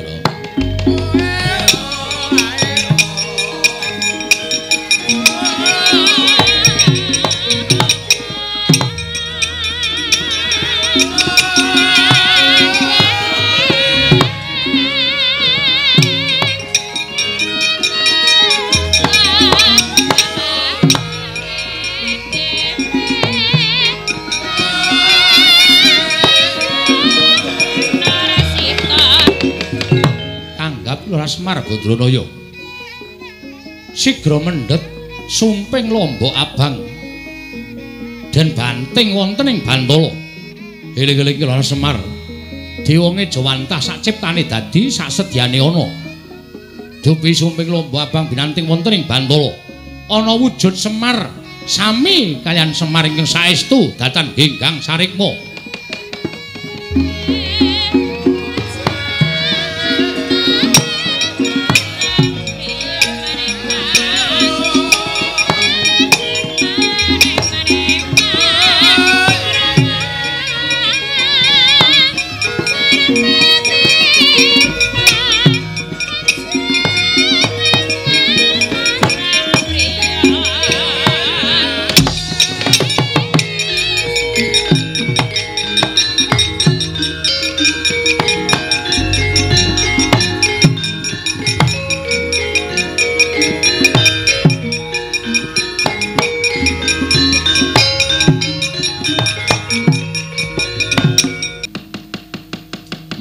rasa wedi Kangelan nek ratu kae mau tekan kene kowe arep dikapak-kapakke arep diapak-apakke kowe manuta.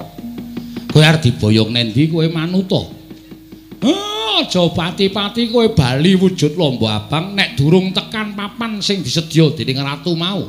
Wis ngono wae tak tinggal neng kene aku tak munggah neng Kayangan Semar.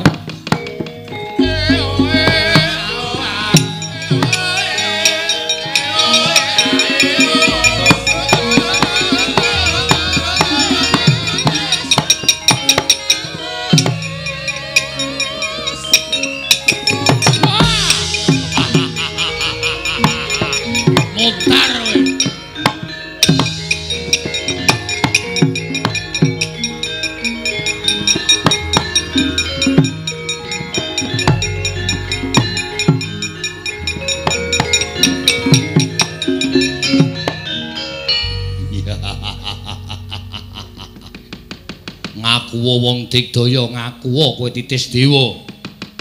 Ning kowe ora bakal menang karo Prabu Jayeng Sekti. Bendaramu kabeh wis tak pikut. Ora-orane bakal tak gawe macak mesti bakal tak pateni. Mung kari kowe. Tak aturke Bapa Penemban Durna. Aku iso mikut Semar Badranaya. Wah, lah bakal entuk ngelmu sing tak karepake saka Penemban Durna. Mbuh, kowe arep dadi apa kuwi dudu perkaraning Prabu Jayeng Sekti Semar Badranaya.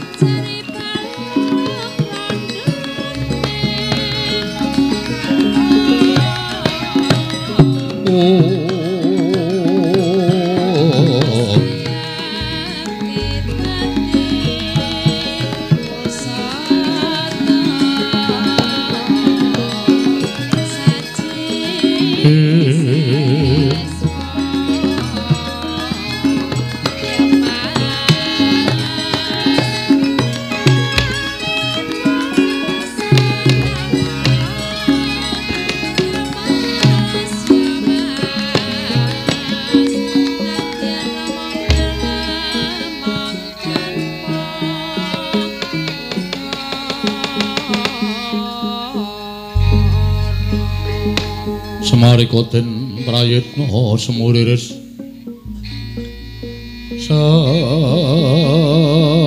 samuriris eka bali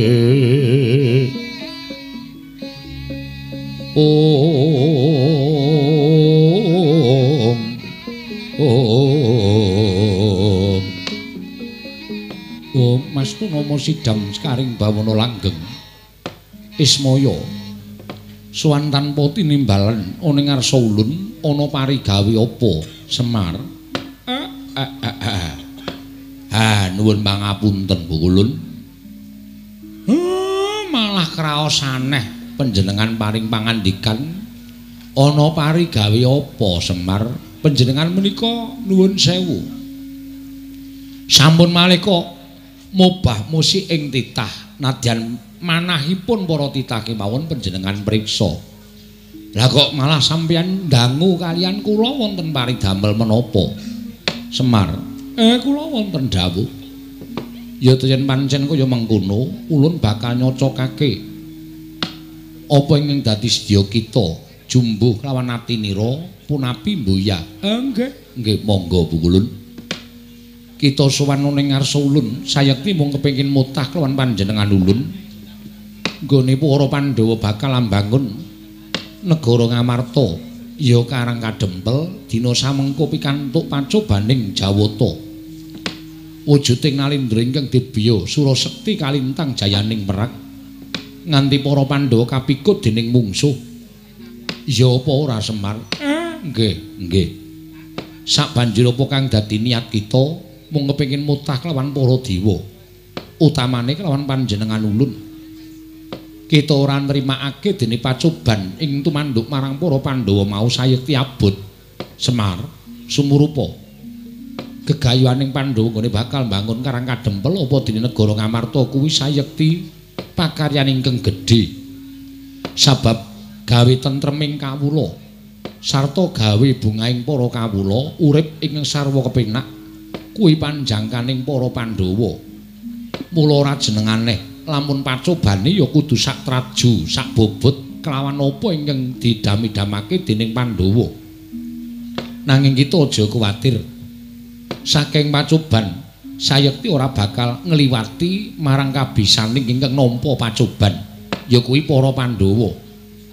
Nadyan Pandhawa dina samengko wis kapikut dening mungsuh, nanging Pandhawa isih duwe pusaka. Ingkang ngaranan pusaka ingkang bisa kandha jimat, ingkang bisa ngucap ya kuwi kita Semar kelawan Nata Ndarawati ingkang nyata dadi loro-loro ing atunggal ingkang ora bakal bisa dipisahake. Mula pacobaning Pandhawa ingkang tumanduk mau sayekti dadi pakaryan kita supaya iso gawe padhang lelakoning para Pandhawa. Yen kita bisa gawe padhang lelakoning para Pandhawa, ya mung kita ingkang bisa nglulusake wewangunaning lair batin ingkang jinangka dening para Pandhawa. Semar Badranaya. Samareka den prayatna samuriris eka bali titiyani gandayani trisanya purnama sasi kilar-kilaran ing tengah latar milang lintang Bima Sekti ing mekaten Bu Kulun. Ya mula kang sangka kuwi kita aja wedi kangelan rampungna pakaryan jagat sirnakna angkara murka ingkang pengawak Nalindra ingkang minangka dadi pacobaning para Pandhawa. Lamun kita bisa mbingkas angkara murka sayekti bakal lulus raharja gegayuhaning para Pandhawa. Paring ana lilan kula mandhap wonten ing jagat lelampan menika badhe kula adepi kula mboten ajeng mutah lan kulun Sang Hyang Asih Prana. Iya kuwi luwih prayoga Semar. Mareka den prayitna semuriris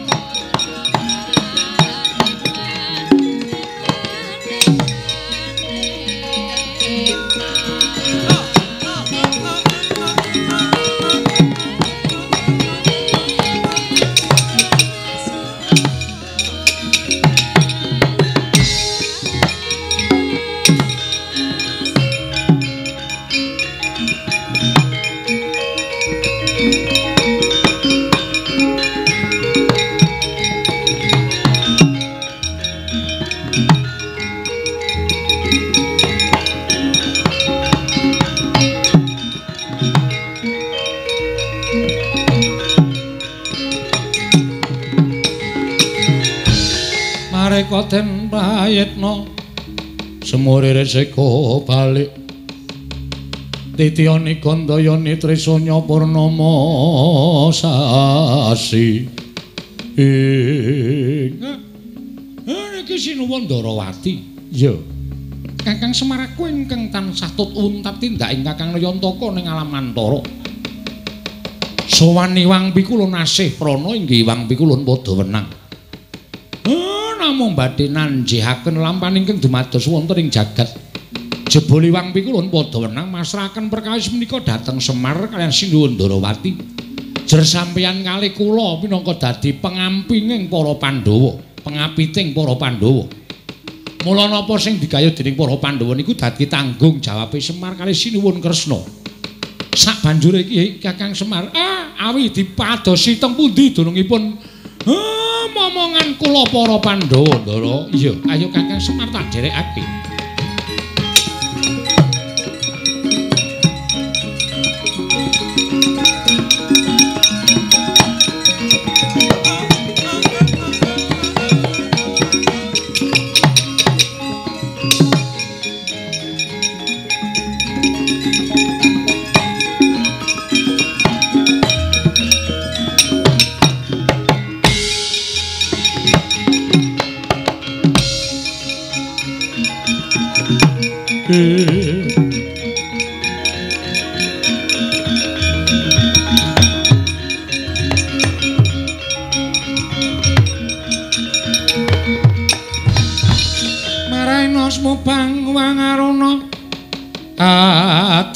Netrane nganggo rapuh sabdaning kukiloring kanigara sageter kene donganing kunglir wuwu sing pene panca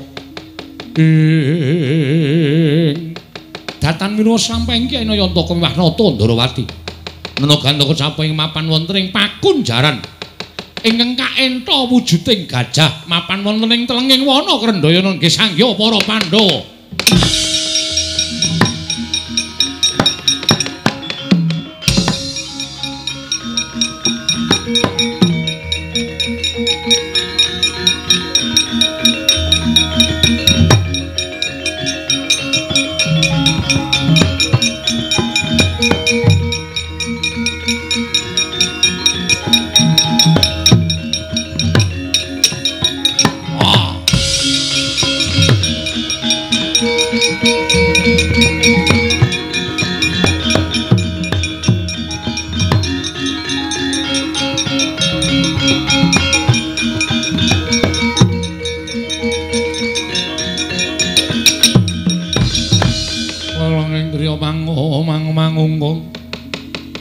mangungkung ganduan rimang lerlena tanpa kanen ladal nolo garing wonten dawuh ten Petro wonten dawuh Bagong wonten dawuh ndak kira wujuding duwe panggo ingkang mapan ing telenging wana nanging barang tak caketi ingkang lumrah gajah kuwi nadyan gedhe rawa birawa nanging weruh wujuding Sardula mesti keplayu lah kok dadi iki ora mlayu ora obah ora musik cetha lamun iki wujudan gajah nanging dudu sak tataning gajah lumrah lajeng keparengipun aku kok cubriya karo wujuding gajah iki becik tak tebake kaya ngopo gajah iki engko iso ambyar apa ora lho garing nggih nderek mawon Ndara gunjang kanjing langit kalap-lapaton lergin sangking risang mawe gandrung tinebak reca gajah ing mapan wonten telenging wana Krendayana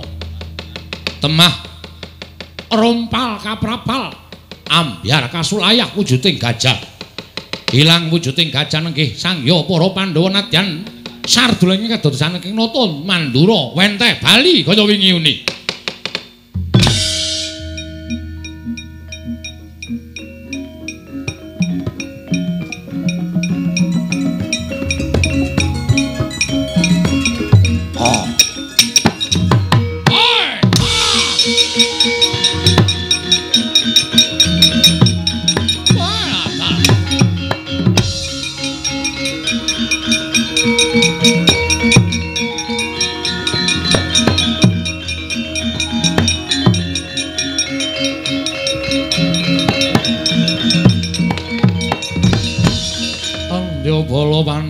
mbiyuk gumulung mangung siring sata Kurawa Kambau nggih. Waduh Yayi. Ngaturaken panuwun ing tanpa pepindhan. Dene sarana kula mecah pakun jaran reca gajah. Pandhawa timbul sampun wangsul kados wingi-uni. Koko Prabu kula ngaturaken panuwun ingkang tanpa pepindhan. Baladewa aku ngaturke panuwun. Koko Prabu kula ngaturaken panuwun. Syukur mangayi baik Jogedi Jumuruh. Menawi ngaten monggo. Yayi itu kula dherekaken kondur wonten ing Karang Kadempel menapa dene negari Ngamarta.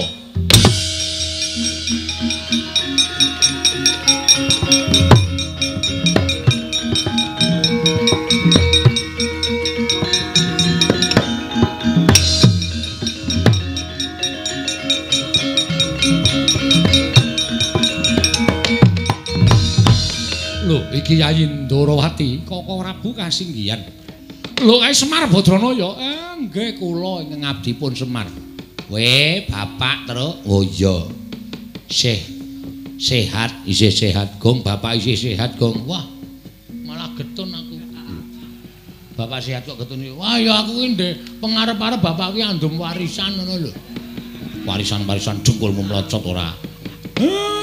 Sinuwun mandura sampun pulih kaya wingi-uni. Ya, Semar. Ning niki tesih enten gawean. Ndara Werkudara. Nggih. Sampeyan mboten sah tumut-tumut perkara niki ajeng kula rampungi dhewe. Sinuwun Ngamarta kalih Ndara Janaka mangkundur teng Karang Kadempel. Kersamu ki Kyai pun to mboten sah panjenengan tambuk manglakoni Ndara Baladewa mang derekke sinuwun Ngamarta kundur teng Karang Kadempel. Lho, lak kowe karo Nyai Prabu Kresna arep menyang ndi? Niki perkara kula sampeyan mboten sampeyan.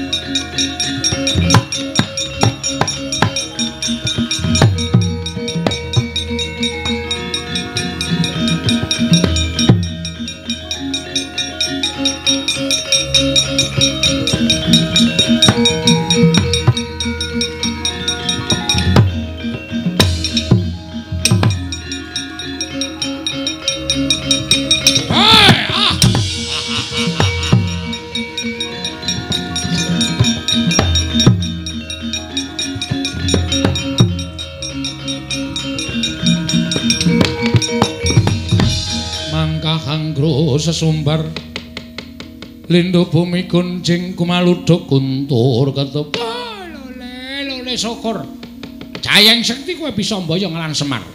Inggih Bapak Perban. Sumangga kula aturaken panjenengan sumangsa bara nganggen patuko badhe damel srana supados Semar menika saged sirna marga layu.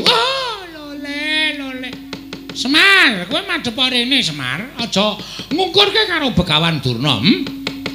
Waktu dina samangka pancen niatku mboyong karo kowe ning kowe aja lara atimu ya Semar.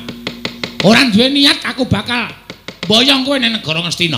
Satemene nggonku tak kandhake ngarep mau kabeh mau goroh. Ngastina ora ketaman begebluk. Nanging pancen aku diutus dening Sang Panjabetari Durga. Bakal wuwuh kekuwataning Begawan Durna. Lan besok Panjabetari Durga apa dene kabeh sak wadya balane bakal bantu Kurawa yen to wis tumapak perang gedhe Bratayuda Jaya Binangun. Kabeh iki mau kersaning anak Prabu Duryudana. Kowe aja lara atimu ya Semar. Dina semengko kepeksa kowe engkang bakal nglunasi nyawamu Semar Bathara.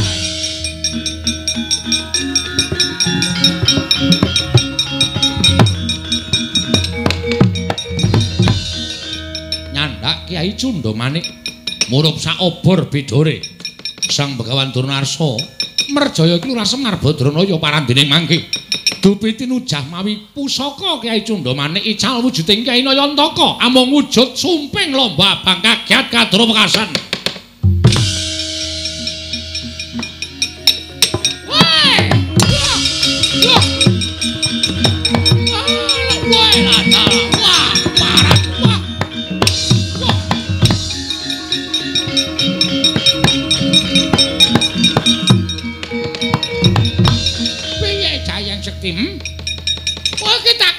boyong Semar bareng Semar tak tujang nganggo Kyai Condamane lah kok ical wujulang wujude Semar.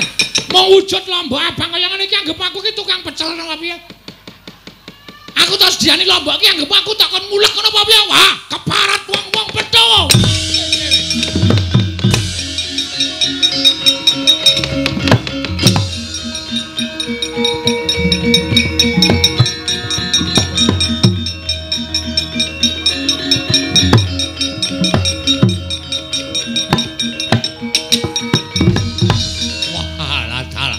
Ora lidok ujane wong daplok.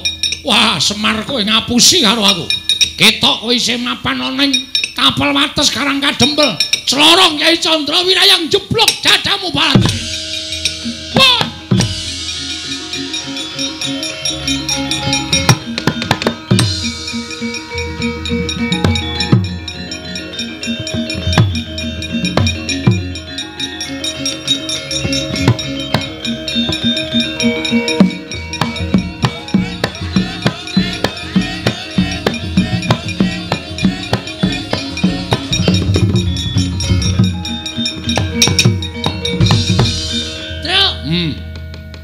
Gleleng tenan, Truk. Gleleng piye? Wah, kowe ora ngerti kok kowe. Kowe anggrekane mesti merem kok soalé.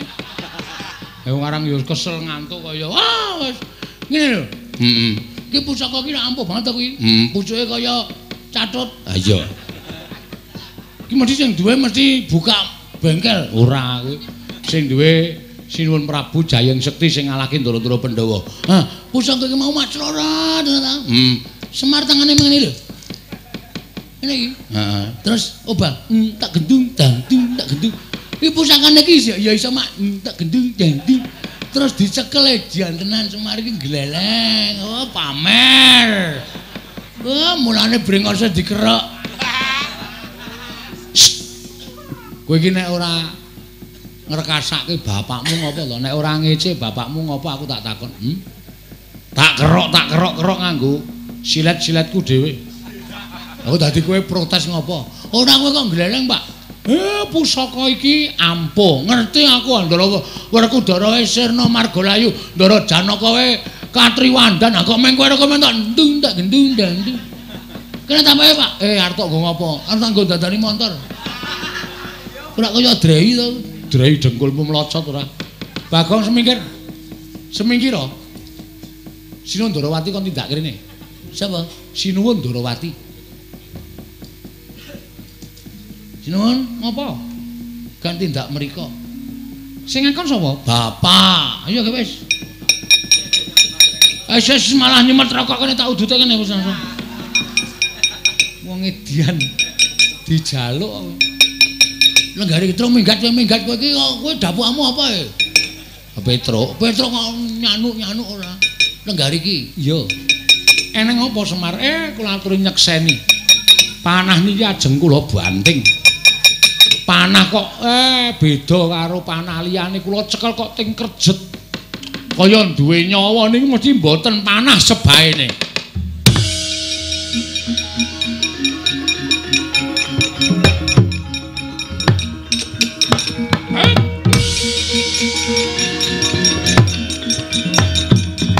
Woi.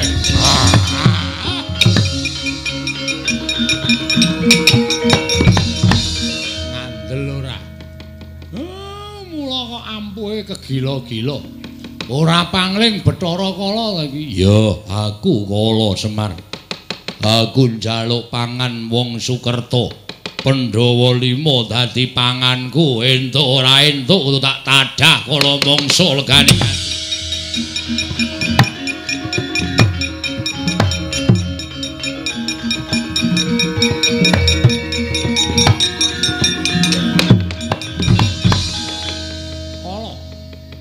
Yen kowe arep nadah kala mangsa karo Pandhawa, ayo langkauna dhisik. Langkauna dhisik batanging nata Ndarawati. Oh, Kresna kekuatanmu sepira? Kowe wani karo Bathara Kala kelakon dadi isen-isening wadukku. Kowe aja nyawang marang nata Ndarawati. Nanging pirang-pirang puluh taun kepungkur yen perlu puluhan abad kepungkur kowe tau tate tak telukake.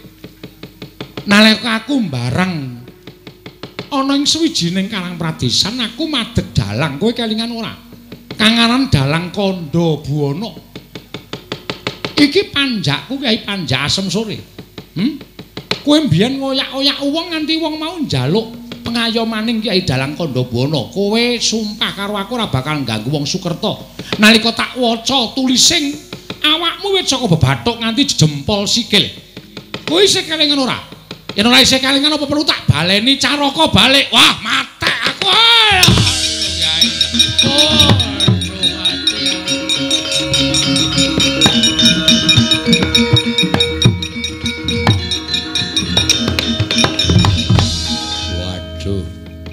Kyai Dalang kula nyuwun pangapura.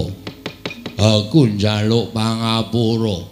Yen nganti mbok sebut apa sing mbok ngendikake kobong awakku. Musna tanpa isa dikukup. Ayo bali. Ora bali titenono. Aku yang bakal nyampurnake karo kowe. Ayo bali. Bali menang papan dunung aja ganggu gawe para Pandhawa. Ya, aku tak bali. Aku tak bali. Oh.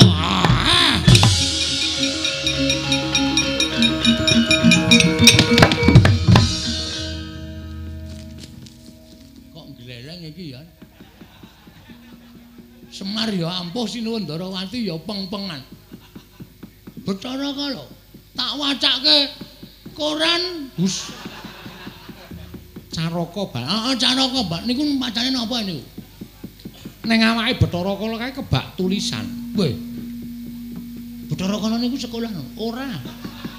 Ning kebak tulisan jenenge Caraka Balik mboten sah digagas. Omongane Bagong iki mboten sah digagas.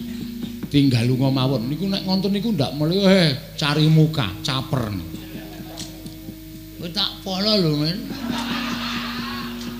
wong pentas kok dipenging sing pentas iki sapa aku wis kowe minggiro ratune sing gawa panah isih gleleng ratune mungsuhe aku wah jan Semar meneh jan wis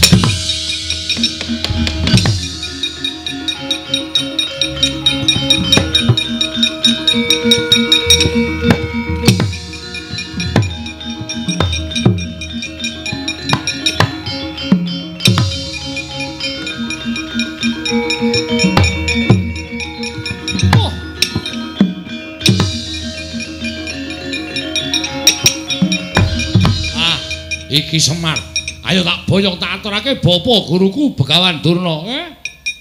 Senengane kok tok wolak-walik. Sing duwe karep mateni Semar iki udu Durna ning kowe. Kowe wujud wong lanang.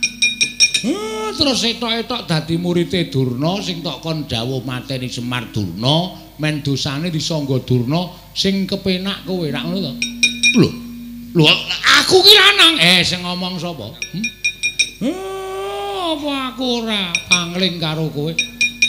Wong lanang kok parfume Odorono. Wah, Odorono iku kuno banget.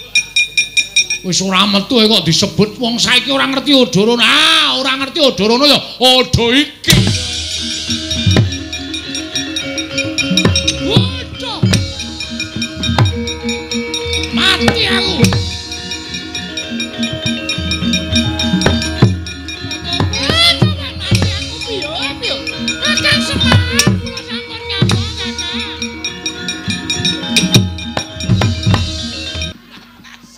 Mengkis-mengkis men modar ya men ngomong tuwa kok pokale kaya kono iki ngapa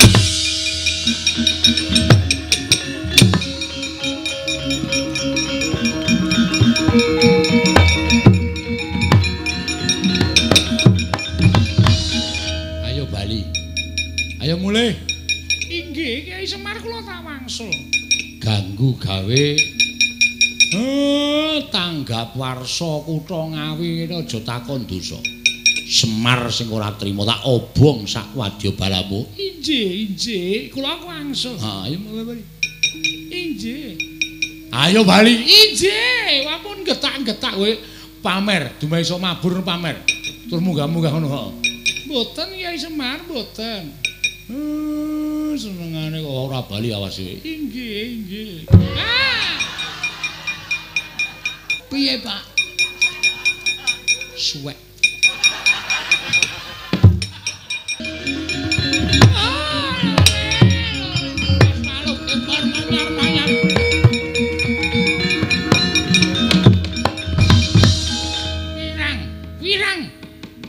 Kebuka kabeh lureking Begawan Durna.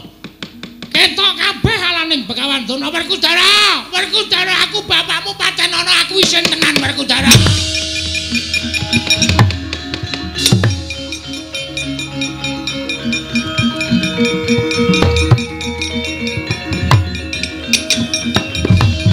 Aku pancen ana Werkudara, pancen ana. Wis padha ngerti nek kabeh mau karti sampe kaning Begawan Durna. Sing diutus karo Pandya Betari Durga. Wah, eman-eman Kundura Nyang Subalima.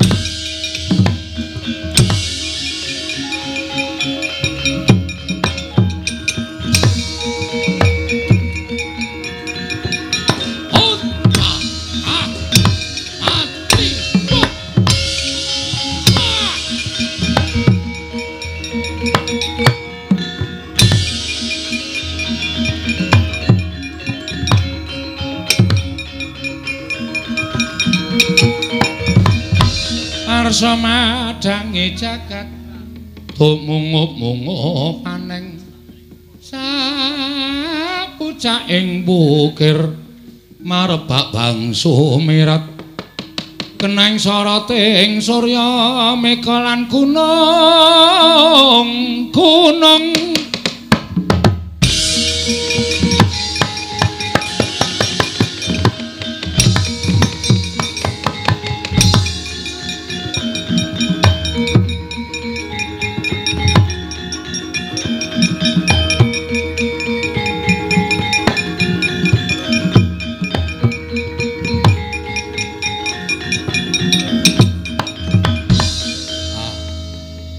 syukur nguncupaken asta kunjuk ngersaning Gusti sedaya sampun nampan kanthi rancak niring sambikala. Ewadene kathah kalepatan ewadene kathah klenta-klentunipun Semar Sura Sudra Janengkat Suh Brasta kaping ulah Darmastuti Rahayung Samya Makarya Rahayung Samya Pinanggih Ndara.